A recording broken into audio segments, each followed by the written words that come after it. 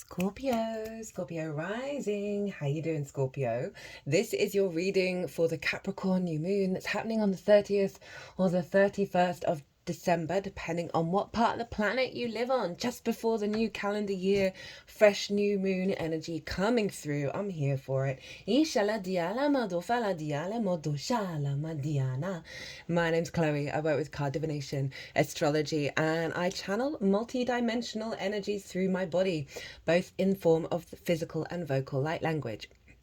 All of this brings in healing, attunement, and activation codes to the messages that want to come through in this reading for you, my loves. Now, a little bit of housekeeping. There is a competition on at the moment where 3 personal readings are up for grabs. Check out my latest short. It was done, I think it was done on Christmas Eve, and that will tell you all the details of how to enter the competition. You got till the 19th of January to do so if you feel so inclined. If you feel like you fancy a Mars retrograde personal reading, they are 50% off at the moment. And this is happening in the signs of Leo and Cancer. So big energy for you, Scorpios. So that's the housekeeping that's going on at the moment. I read for the rising sign. So for those of you who don't have Scorpio, even just because I said Cancer, I just said it again. Scorpio, in the first house, look to the house it does fall in, look to the themes of that house, and you want to apply those themes along with all of the other meaning you got going on in the sign of Scorpio to the messages that come through in this reading. For example, I've got Scorpio in the 4th along with Pluto, my south node, Vesta, and Saturn, right? So pretty hench scorpionic energy. It's my only water in my chart, really. That I would apply all of the themes of the 4th as well as all of the meaning of all of that to the messages that come through, because it's as if that wherever Scorpio falls in your chart, it's now energetically moved to the 1st house. So the astrology for the rising sign will always still link in. You just got to add on your own natal chart meaning on top of it. As always, take what resonates, leave what doesn't. Now, before I really kick off with this reading, I've done a collective reading. That's always the first reading that goes out, and that's where I've broken down the astrology in way more detail. And then, so really tap into the energy of how everything's talking to each other that forms a harmonic, energetic download that we then work with. I also pulled collective tarot, channeled messages, all of that good stuff shows up in the collective reading. So if you want a deeper dive on this moon, go check it out. Go pause this video, go check that out, and come to see how then it affects, all of that affects the Scorpio energy, because that collective reading acts as a baseline to what shows up here. All these oracle cards I pull before doing any transit, and I will be doing the oracle reading after I've finished the all 12 signs. It'll probably be on New Year's Eve, actually, because here in the UK it's happening late, like 10:30 on the 30th, so I'll probably do it the day after. So I really like to incorporate the energy of the moon itself. Well, Scorpio, where is this transit happening for you? Where is this fresh new moon happening? It's in your 3rd house, the house of the goddess. This is the moon's favorite place to be. Itala, dice le moduela di anima, dia modo fala di anima, ishanima otoela di anima. It's the moon's favorite place to it's the moon's favorite. So, that card came out and then wanted to come out again because I felt inclined to put it back, and it was just like, no, this is going on. I'm going to say this for a 3rd time. This is the moon's favorite house to be in. So every time you get a lunation here, or every time the moon moves through the sign of Capricorn, it's the favorite place of the moon, right? So it's a really supported lunation for you. And this is in your 3rd house of your environmental frequency, right? It's your day-to-day, the things you do on a day-to-day basis, the places that you go, the people that you speak to, your local community.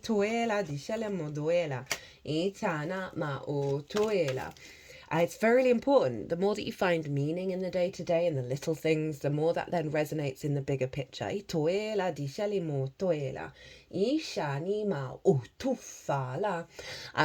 it's also learning things for the first time because it's linked into schools. It's also linked into siblings and short distance trips, as well as the lens in which you communicate through.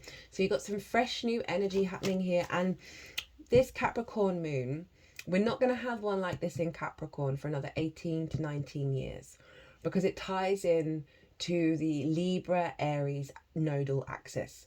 Right, Capricorn is where the North Node in Aries has started to manifest and started to build, right? And so they're going to shift signs just before the Cancer full moon. And so we're not going to have another lunation in Capricorn that's linked into this big activation of that North Node energy.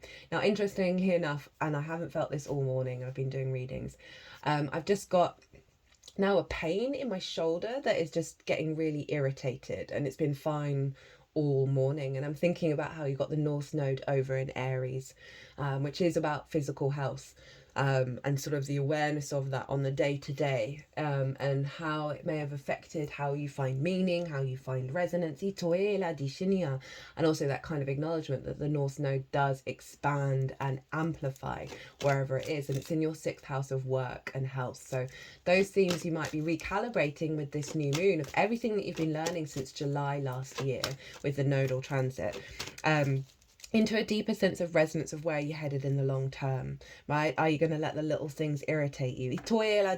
I'm not saying that to diminish any kind of physical health that you may have had. I say that as someone, if I've got a nail that isn't fully smooth and it's all I can think about, I have to take a nail file wherever I am. So it's those small little things that can distort our reality and bring the focus away from certain bigger picture things. So a new moon, new intentions around this. As I said, it's a beautiful new moon. It's conjunct Pallas Athena. And this is fantastic for all of us because she's all about long-term planning, right? She's about strategy, of not getting lost in the fray, not getting lost in the drama, and being able to zoom out. Athena is often seen as having an owl with her. Now, owls can fly, they can see all the details, right? But also their head moves all the way around. So this is like a full 160 perspective, and where we're not tunnel vision anymore. We're able to then intuitively be facilitating our needs and our nourishment for the long term.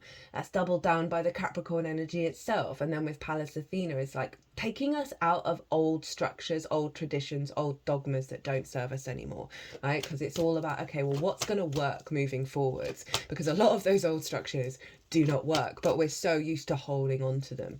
So this is really great, one, for the new calendar year, which is a time when a lot of people set resolutions. So it's really powerful of you being able to implement it on the day-to-day. So intentions to set with the 3rd house, an elevation in the way that you communicate that's closer to the truth of your soul,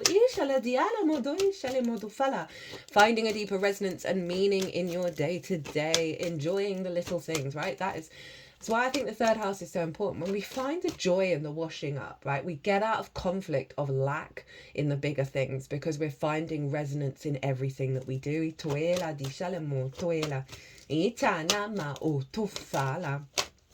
You know, it's linked into learning things for the first time. You can set an intention of wanting to be able to open to receive new information. And find the joy in it. Speaking of joy, actually no, I won't sidestep. It's only because words. I don't know what's going on with me right now. Where's the I think the ascendant's coming up on Uranus. Uranus is playing a bit of a big role, and also sextiling Neptune, which is why I feel like blub blub blub blub blub, I'm in the ocean. Uranus is square Venus, and that's a huge liberating energy, and that liberation has been a very strong theme throughout all of these readings. So you can also set intentions. You don't necessarily have to like focus in the why or the wherefore. You can, if that feels like part of your journey, right? Of setting the intention of healing any wounds of the 3rd, right? Of elevating all of that, right? That may be things that have happened to you at school or siblings, all of that kind of stuff that's blocked the truth of your meaning, of how you find it on the day-to-day, how you communicate, that is more in alignment with you. Or you can ask the sun and the moon to go, hey, can you highlight where are some core wounds that I need to focus on over the next 6 months to really get me back into my truth? Dice le moduela di anima, or toela di shani. Now, back to the joy. So Saturn rules this moon. So Saturn rules Capricorn. And whatever's going on with Saturn is therefore influencing what's going on with this moon. And Saturn's over in your 5th house of joy, right? Your 5th house of joy. Everything that I'm going to say stems from your creation energy, which is the main point of the 5th house. Amusement, play, games, children, both literal children, children that are yours, that you work with, or figurative, such as the inner child and creative things you birth into the world. It's also about romance, dating, and love. Big stuff over in the 5th. Now, Saturn's been there for a while, and I know Saturn's not the best transit in the 5th.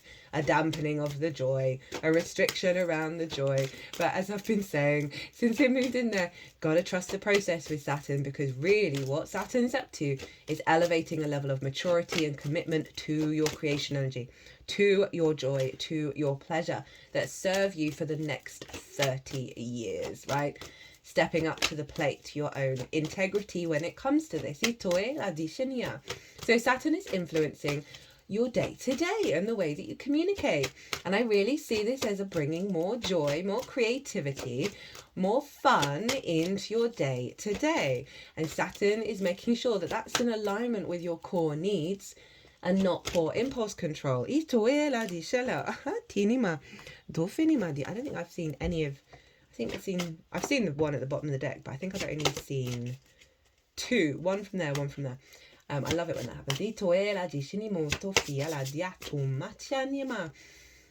So yeah, Saturn's influencing that of like, okay, no, we're going to establish strong foundations of your creativity by implementing it into the day-to-day, right? And finding a real mature root energy when it comes to this, which I'm here for, right? The mature doesn't mean not having fun. It just means doing it in a way that is deeply nourishing to the soul. And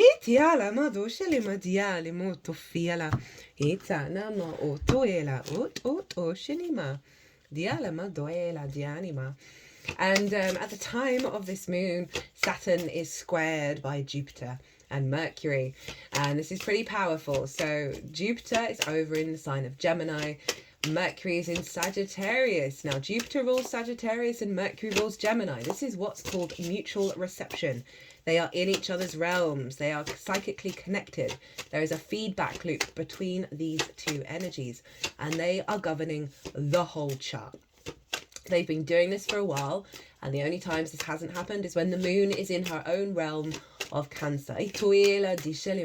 So Jupiter is still retrograde, Mercury is direct. Overall, the collective frequency with this is a deepening of our inner wisdom, our inner abundance, our inner faith. There's an acknowledgement of that resource that we have within us that's then allowing us to perceive and collect information, connect the dots and communicate around this new reality, this new perspective, with that Mercury being direct. Now,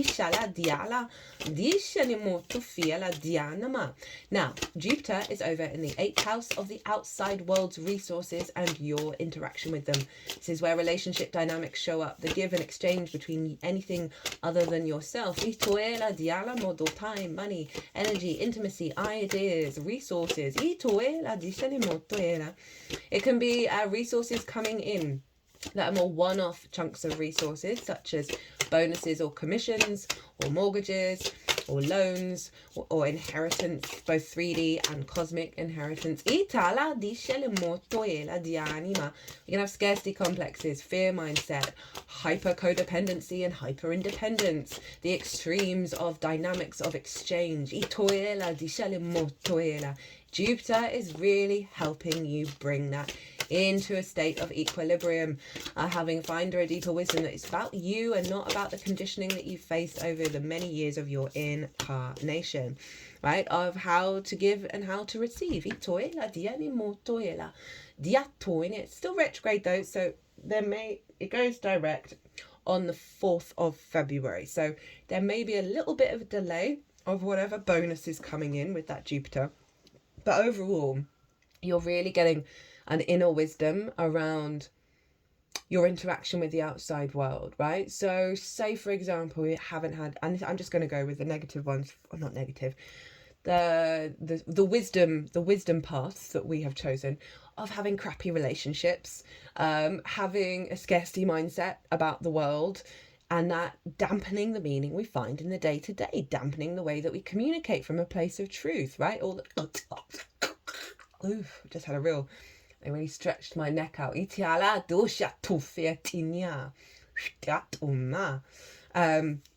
And you know, those things can really, like, as I say, dampen how we find that meaning, how we understand ourselves. So Jupiter's really helping that, especially if you think about the fifth house where it's squaring Saturn. That can be about romantic relationships. That can be about relationships that your inner child learned that then go and recreate out in the world in the eighth house. And Mercury is over in the house of your resources, your skills and your tools, of how you manifest and bring in regular income, right? It's the things that you value and how you value yourself. Now, Jupiter is shifting your perspective around exchange, right? Being able to receive, being able to give at the highest level. And so much of that can be blocked by a lack of self-worth, right? If you don't value yourself truly, madly, deeply, we often then prioritize and value things that just re-enhance that lack of love. We can struggle to really perceive and understand the capacity we have of what we're bringing to the table in terms of our skills and tools and our manifestation ability. Mercury is picking up the wisdom from Jupiter, and remember, it's your relationship dynamic with Source over in the 8th, so you're getting a lot of wisdom from Source at the moment.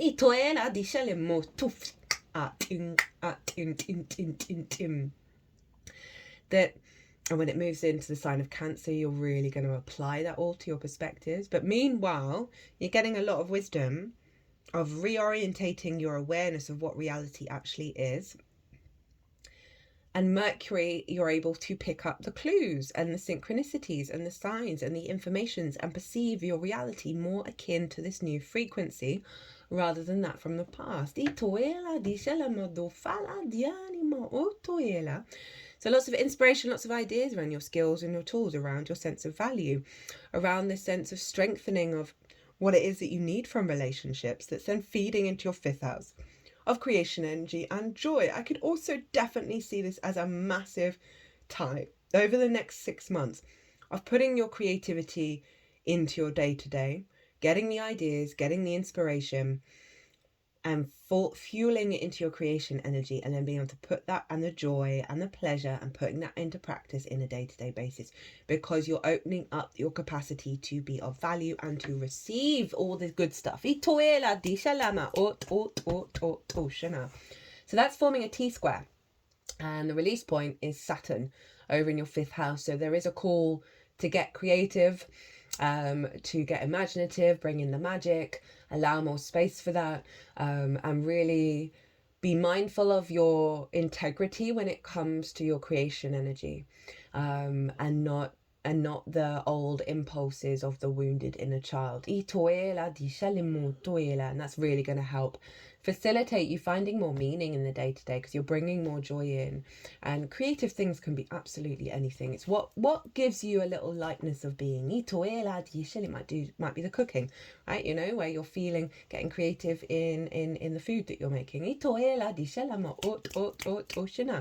Okay, so what is the download that you're getting with this transit? We've got the 8 of Wands, hello Mercury in Sagittarius, the 2 of Swords in reverse, Moon in Libra, and then the Jupiter card. And this was the card that I put away, and then it came flying back out again.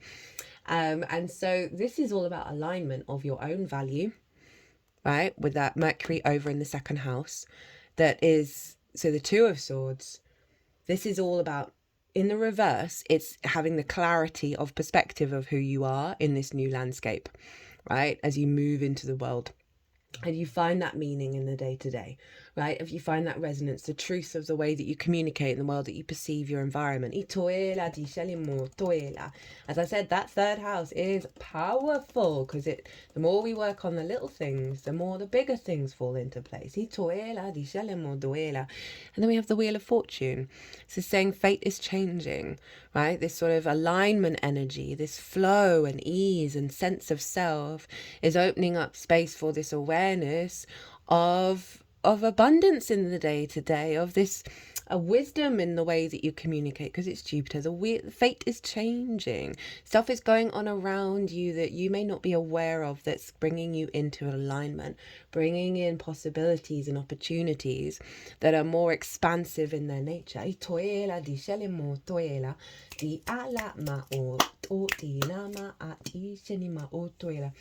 love that Mercury Jupiter energy coming in with this. And the two of swords, moon in Libra, right? Libra for you is your 12th house, your hidden house, your house of mysteries. It's like you're coming into a deeper sense of value.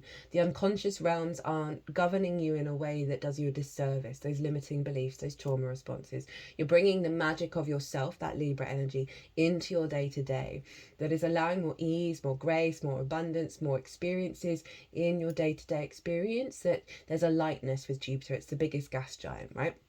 There's a real sense of protection and openness to possibilities and ideas and flow and luck energy.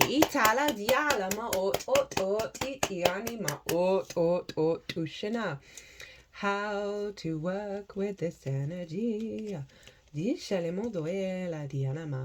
We have the Five of Wands, the Four of Pentacles, and the Chariot card. So this has happened in almost all of the readings where the universe is like, hey, let's look at this. Because this is the pile of how to work with this energy. It's not saying all of this is going to show up, although it might do, just to help give you a nudge to focus on it. Five of Wands, right? There's movement, but there's no momentum. It's frustrating. There's just a lot going on, lots of ideas, lots of procrastination, nothing really manifesting, low level conflict, right? With those third house energies, perhaps on your day to day, you're just exhausted. You're never really getting all the things you think you need to get done. There just seems to be like just this things going wrong, or not being able to push past the barrier, the boundary of manifestation. Perhaps the way that you communicate can often bring about conflict. I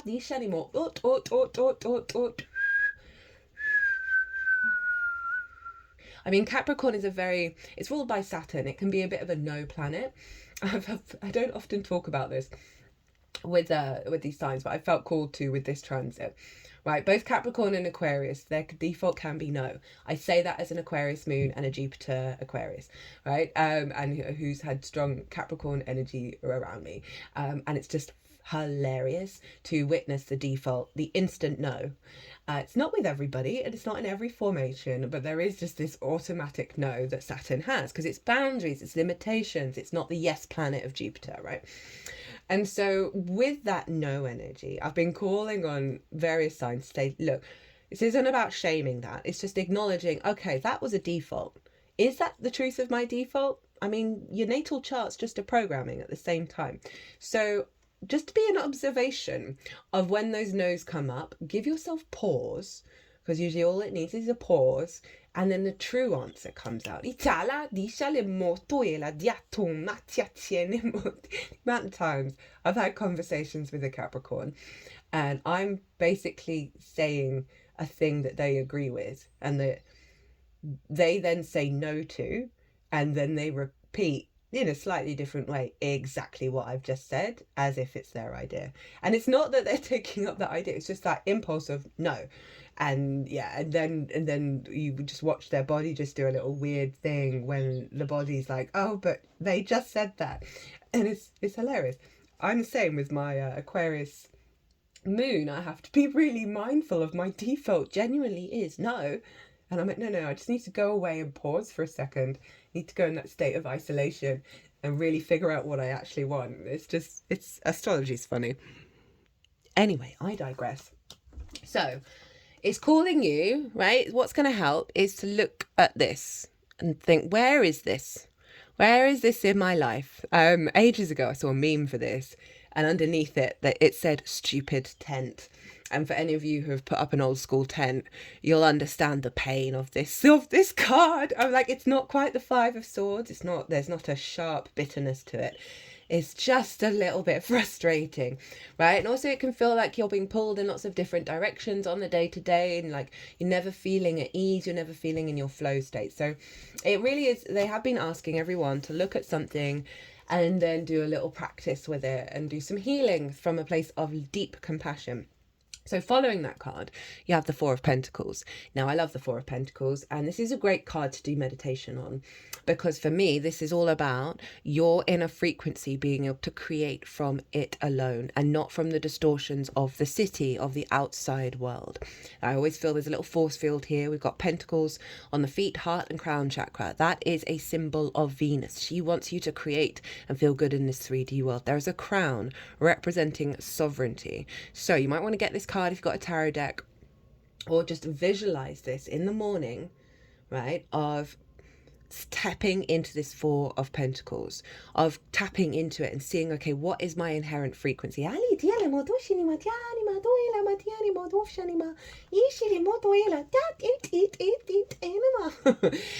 you can then bring that frequency and put up a protection shield around it. And so you're no longer being governed by what's happening externally. You're able to create and build from your inherent frequency. So when thinking about this, the way to sort of process it is then bring back your inherent frequency and then see what bubbles up. You may get memories, you may get clues, you may not get anything. You may just get an energetic release, just naturally, that you don't necessarily have to remember what it is that wound is coming from. It's often very helpful because then we can clear a lot of decks with a lot of other storylines that come from this root energy. Sorry, I just had to pause for a second. Yeah, so it's a really powerful energy to then see where that guides you in your day to day, and help sort of release release the conflict energy that you may have picked up. It may be because of siblings when you were younger, or stuff that was said to you at school, whatever it is. Like you can sort of ask for the answers of where does this come from. As I said, it like clears away a lot of other storylines, but you can also just set that intention of just cleansing your energy and allowing whatever needs to come out without necessarily needing the conscious awareness of it. It's totally up to you and your path. We then have the Chariot, right? So now that you're embodying your own frequency, you're understanding that you are safe and secure in where you're at and what you're doing. This is allowing you to elevate your perspectives, which is Cancer, and this is the Cancer card. And this card is all about movement, and the freedom of movement and the victory energy, because this charioteer understands everything that's happened has been a resource for it to get into balance and move from that place of victory. You see, there are no reins. They're not trying to control what's going on, right? But they're they're being brought into an alignment by these two sphinxes, right? The material and the metaphysical worlds, the unseen realms, come together to guide you forward. So there's something about letting go of control, and through this process of then figuring out what your perspectives are, which is Cancer opposite Capricorn, of the 9th house, of the house of the gods, where it's your morals, your ethics, philosophies. And we're in a space of non-resistance, of seeing how you can implement that into your day-to-day, right? And putting things into practice. And I think it's going to give you a lot more energy. Itoela Diana, when you do that clearing of that 5 of Wands. Itoela di shelemoto fiela, diala maduela. Remember, you're coming into a greater sense of alignment, a deeper knowing of who you are, that you're in the new realm, and that things are shifting around you that are giving more experiences of joy, of abundance, of expansion, of wisdom. Itoela diala maduela di shenimotoela. At the bottom of the deck, we have the Sun card. Beautiful energy. This is the inner child who is now free and no longer wounded. being protected, being guided by source, having play, fun, amusement. The sun is all about vision, clarity, freedom, joy, liberation of the self. Itoela, being guided, always seeking out the sun, right? Which is the sunflowers. It's really getting into an alignment with the sense of self and the joy and the freedom. Itoela di shalama ot oshinima etala dianima. Powerful energy to have at the root of this download. Of that's what the main intention is. Itoela di shinya. And you think of that Saturn over in the 5th house, of putting that creativity into the day-to-day is going to help magnify that. Itoela di shana madoeni. So you have Diala ninimo toela di shinimo doi shalimo dofiela. Diala. I'm gonna go with Rainbow Brainskull first. And it's a card I've never had so far since I've had it. Never leave it blank, make something stupid, throw in vault. Who said that you have to share everything you make immediately? Get excited about building a secret stash. Sometimes things are meant to incubate and be released when the time is just right. This is Saturn, right? Of you doing your creative stuff. And perhaps there's something around not sharing it with the outside world that makes you feel very vulnerable, that there's actually a process of you doing it solely for yourself and not what other people think about it and not how other people perceive it, that is cultivating this sense of sovereignty within you and giving you the freedom to play, right? Not all of those things you might like, right? But it's the process of stepping into that creative energy that Saturn's really calling you to do, that is, that you find that space, not maybe every day, but a little thing every now and again that really is just like, okay, how we're bringing more joy into this space. And it's about the joy of doing it. That's something I've practiced with this channel of like, I love it. I love it so much. There's a huge part of me that obviously wants whatever I'm putting out to resonate with people, that it helps them understand themselves on their own path and all of that stuff. But I've had to pare that down. I've had to stop externalizing that, right? Because I've always been like that. I've always wanted to help people. My Virgo sun can't help it. But it wasn't feeling as resonant, and we're so told that we are selfish if we think about ourselves and we prioritize that. But when I prioritize the joy that I get from this, I have so much more energy to do it and for everything else.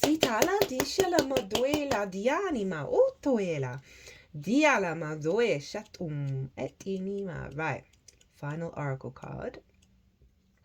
We have Spirit of the River, movement towards adventure. I mean, that's very 8 of Wands, 2 of Swords in reverse, Wheel of Fortune energy. Addiction to problems, allowing and trusting the current. The Spirit of the River invites you to step into the flow, to stop swimming against or avoiding the current. Allow the waters to carry you downstream, away from the eddies and whirlpools. It's time to heed the call of a new adventure waiting for you. Like that 5 of Wands is like, yes, there's probably good reason why it's been in your life, but we then start expecting it at any given moment, that the day-to-day is always full of conflict.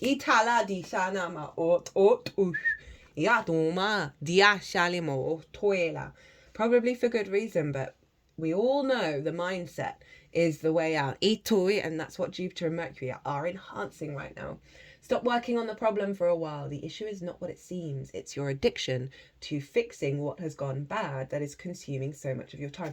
That's so interesting. That ties in with what I just said about me wanting to help, i.e. focusing on, not necessarily focusing on the bad, but by wanting to help. That is, there is a focus on the problem rather than the joy part of it. Itala, tufala. Oh, my chest has just gone really far forward. That heart chakra was just like, zing! Lol. Work to create a greater good and the bad will resolve itself on its own. Diishini, then there is nothing that you can accomplish with more efforting, as the situations in your life right now are subject to forces beyond your control. Hello, Wheel of Fortune, Jupiter, right? Even if you think there's some bad stuff going on, that Wheel of Fortune as the download is saying, don't worry. It's all going to go right in the end. I toela di shalama o toela. You got to let go and go with the flow. Itiala do shinya. Recognize this, step back and just trust the flow. There is no loss of faith or faith even. Oh, interesting. No loss of face or lack of honor or integrity. It is simply the way things are at this moment.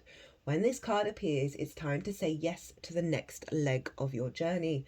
Your life is like a river, inevitably and exorbitantly flowing to the sea. Oh, hello, Pisces, which is your divine destination. Get creative, get magical. Be fearless and release yourself to the rushing waters in the middle of the stream. Whatever it is you are holding on to, the feelings, the thoughts, the beliefs about how things are and how they should or could be, can be easily fixed with the power of the spirit of the river. Simply let go and enjoy the thrill of the ride. Oh, that's so chariot energy. All will be well. Ooh, okay. Okay, Scorpio, what a way to end the reading. I hope you enjoyed this. I hope it resonated.